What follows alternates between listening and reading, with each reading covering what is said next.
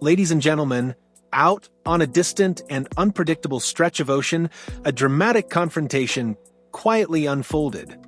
One where reckless pirates would soon pay a heavy price for a fatal mistake. At first, they believed they had found the perfect target.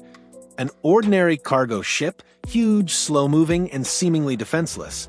Acting on that assumption, two small speedboats carrying heavily armed Somali pirates tore across the waves, cutting through the pitch-black night of the Gulf of Aden. Their engines roared loudly, echoing across the otherwise silent sea.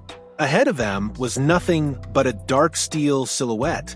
No flag, no radio signals, not a single light on deck. Everything about the ship suggested it was isolated, unprotected, and easy to take. But on the open ocean, anything that looks too easy often hides a deadly mistake. And in less than 90 seconds, that mistake was exposed. Without warning, the mysterious vessel suddenly lit up, shattering their confidence in an instant. What they had mistaken for a cargo ship was, in reality, a massive floating fortress, a nuclear-powered aircraft carrier of the United States Navy. A warship capable of launching fighter jets into the air within minutes and projecting a level of power most nations can only dream of.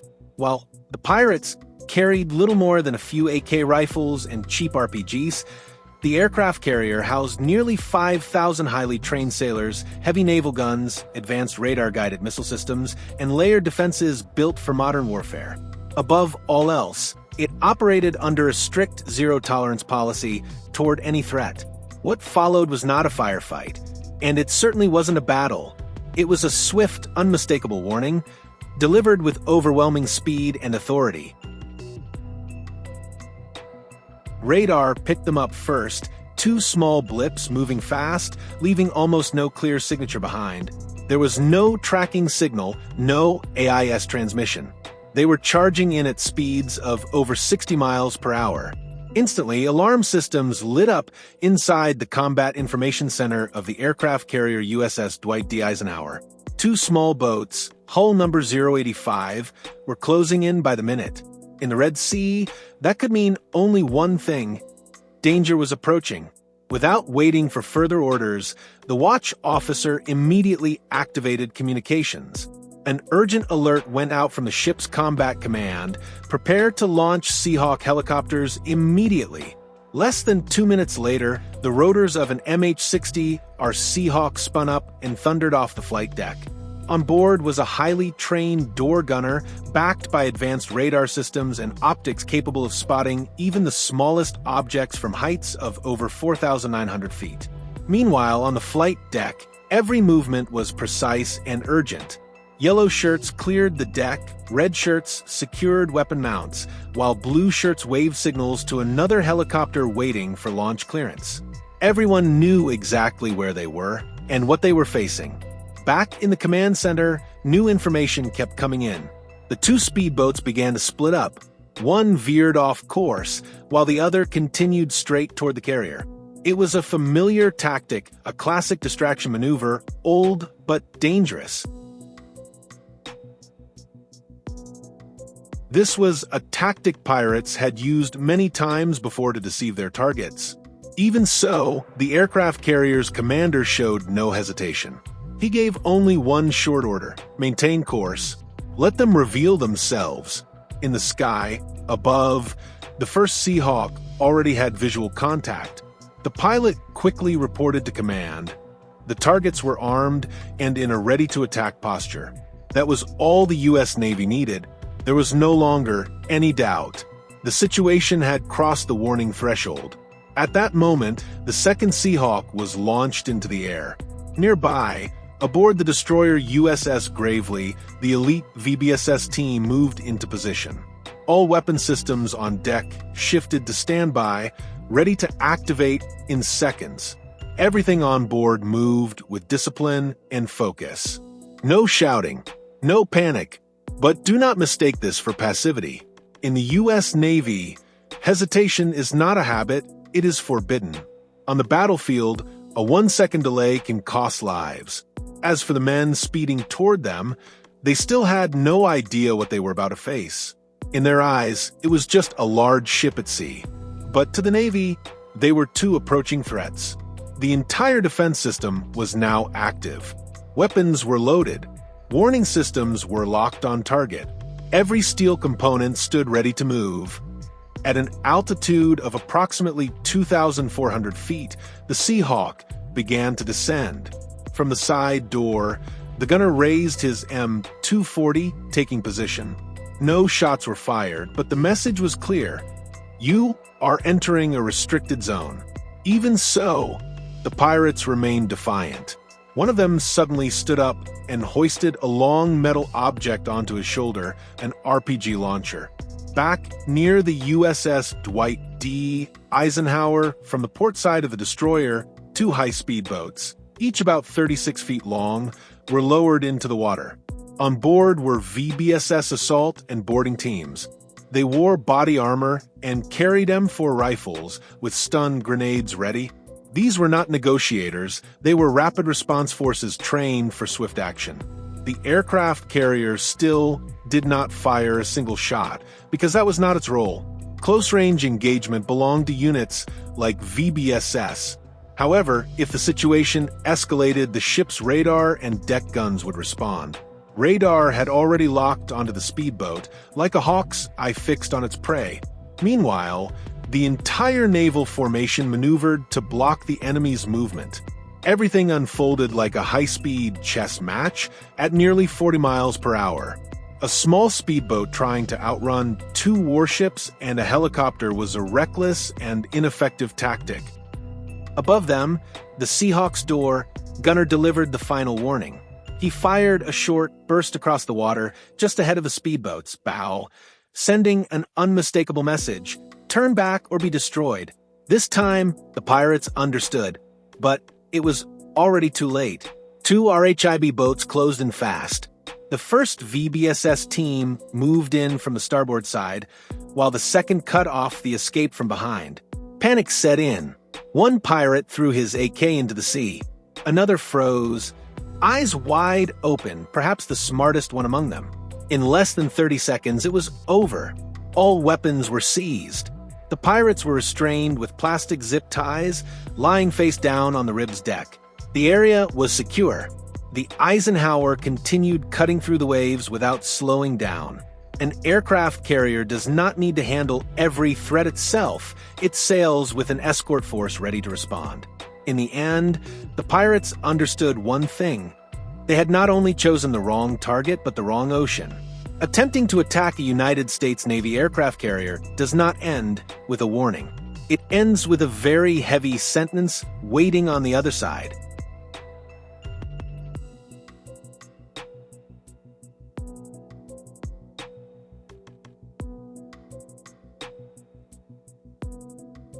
Because tomorrow's enemy may not be carrying cheap AKs, but night vision gear, satellite support, and encrypted radios. That is why, while the VBSS team transferred the suspects onto the warship USS Gravely, another Seahawk helicopter continued circling overhead on patrol, watching with the naked eye while also scanning for heat signatures, radio signals, and high-tech indicators coming from the suspicious boat. They needed to know, was this just a group of amateur pirates? Or part of something far more organized? The answer came quickly. These were not just a few desperate pirates drifting offshore. And this is the part that matters. Remember the second speedboat, the one that turned away earlier? It seemed like it had escaped, but it hadn't. A drone detected it more than 7 miles away, quietly drifting near a fishing vessel that looked suspiciously clean, almost too clean to be carrying fish. Just minutes later, that vessel was intercepted by another group of RHIB boats launched from the warship USS Mason, with support from an additional destroyer in the task force. The result: 2 more pirates detained, a laptop seized, and a long list of questions waiting to be answered inside a classified tent somewhere in Djibouti.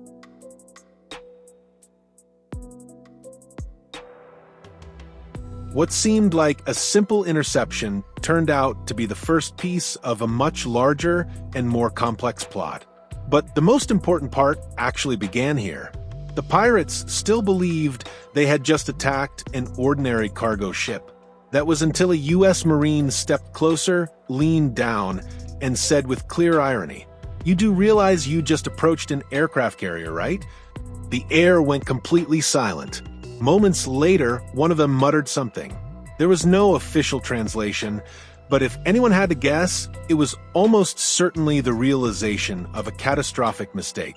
Now, it's time to understand why attempting to attack a U.S. aircraft carrier is such an unimaginably bad idea. Simply put, it is nearly invulnerable. Charging at an American carrier with a few speedboats is like bringing a motorcycle to a battlefield full of tanks. In reality, the pirates thought they were chasing a lone merchant ship. What they actually encountered was the most heavily protected vessel on any ocean. First of all, an aircraft carrier never sails alone. If you see a flat deck, you are facing an entire carrier strike group, a powerful formation of destroyers, cruisers, submarines, supply ships, helicopters, drones, and a sky filled with fighter jets. In other words, it is a floating city built specifically for war, and it does not tolerate foolish questions.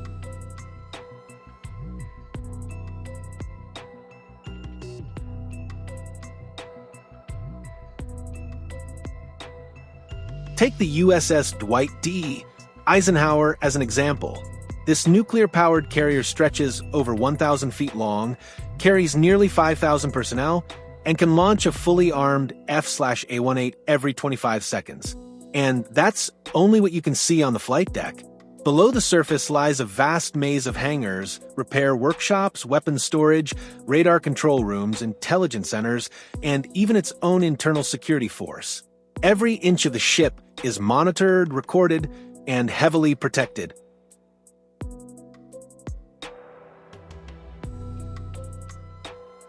In terms of firepower, the CIWS, also known as Sea Whiz, can fire up to 4,500 rounds per minute, functioning like a laser-guided meat grinder.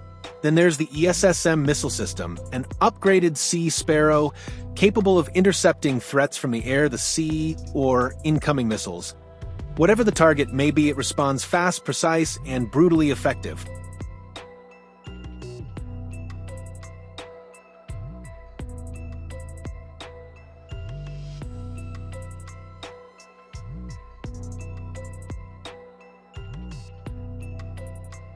We haven't even mentioned the MH-60R anti-submarine helicopters, the EA-18G Growler electronic warfare aircraft, or the airborne eyes in the sky, the E-2D Hawkeye, capable of seeing farther than many entire countries. You cannot approach an aircraft carrier by surprise, and you cannot sneak up on it without being detected. Before your engine even begins to spool up, you've already been warned, locked onto, and every layer of the defense system is glowing red. And here's what's even more astonishing. They still haven't used even a tenth of their true power. The Navy could deploy drones, fire warning flares, scramble fighter jets, insert Marine Special Forces, or if the threat escalates, authorize lethal force in mere seconds. But they don't need to. The threat is so small, it's almost laughable. To put it in perspective, imagine a single carrier strike group controlling airspace roughly the size of Texas. That means from hundreds of miles away, they already know who you are, where you're moving, and exactly what you carry. If you get close, it's only because they want to watch your next move carefully. And if that move is even slightly threatening, the game is over. Attacking a U.S. aircraft carrier isn't just reckless, it's inviting the most advanced war machine on Earth to deal with you, while what you hold is little more than a toy water gun. Take the USS Dwight D. Eisenhower as an example. This nuclear-powered carrier is over 1,000 feet long, nearly 3 times the length of a standard football field. Nearly 5,000 personnel live and work aboard, forming a floating city in the open ocean. Every 25 seconds, it can launch a fully armed F/A-18 fighter, a tempo powerful enough to intimidate any enemy. But that's just the flight deck. Below the steel shell lies a vast labyrinth of military systems. Hangars storing dozens of aircraft, repair workshops like mobile garages at sea, weapons magazines packed with missiles, bombs, and ammunition, radar control rooms, intelligence centers, and even an internal security force. Every inch is monitored 24/7 with cameras, sensors, and radar. No unusual movement escapes detection. As for firepower, the CIWS or CIWS can fire 4,500 rounds per minute, like a laser-guided meat grinder. The ESSM missile system, an upgraded Sea Sparrow, can intercept targets from the air, sea, or incoming missiles, fast, precise, and deadly. And we haven't even counted the MH-60R helicopters, EA-1HG Growlers, or the E-2D Hawkeye. You cannot surprise a carrier. You cannot sneak up on it. Before your engines spin up, you're already detected, tracked, and locked. What's remarkable, they haven't even needed to try. The Navy doesn't just hunt single threats, it maps the entire hive. And those pirates were only the first ripple. The sea seemed calm again as the sun rose. The USS Eisenhower remained steady, flight operations resumed, coffee was poured, and fighter jets continued to take off. Everything appeared like just another normal day aboard the world's most dangerous ship. But beneath that calm surface, much had changed. What seemed like a careless ambush had unintentionally triggered a large-scale intelligence operation spreading across the region. Satellites were repositioned, communications were flagged, and even Allied ships were warned. Because the message wasn't just for the pirates, it was for anyone watching, anyone plotting, and anyone foolish enough to think a U.S. aircraft carrier is easy prey. Smuggling crews went silent, suspicious radio signals disappeared, and for days, even shipping lanes off Somalia seemed to hold their breath. If you were in command of an aircraft carrier, how would you handle this situation? Would you capture them or strike on the spot? Share your thoughts in the comments below. Ladies and gentlemen, today's story isn't just a tense showdown between a modern navy and reckless pirates. It's also a stark reminder of arrogance, illusions, and the cost of wrongdoing. When humans choose violence as a path to survival, they will inevitably face the power of law and discipline. And even in a place that seems lawless, across the vast ocean, there are always silent forces maintaining order and peace. If you found today's journey intense and thought-provoking, don't forget to subscribe and turn on notifications to continue exploring strange, thrilling, and deeply human stories from around the world. For now, thank you for watching, and we'll see you in the next video.